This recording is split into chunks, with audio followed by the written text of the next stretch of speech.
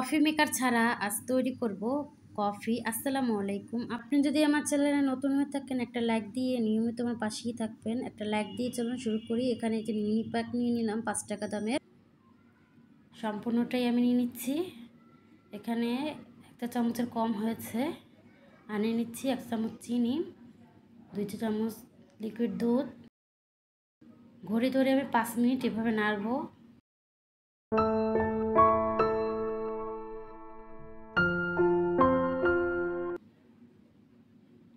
এই তো ৫ মিনিট পর দেখতে পাচ্ছেন এরকমের হয়েছে। আরও ঘড়ি ধরে আমি আরও ৫ মিনিট এভাবে নাড়তে থাকবো। কিন্তু দেখেন ফোমে ফোমে ভাব হয়েছে আর ঘনও হয়ে গেছে। এখন আগে থেকে জাল করে রাখা দুধটা আমি দিয়ে দিলাম, আর দিয়ে দিচ্ছি এখানে আমি উপর থেকে কিছু কফি পাউডার।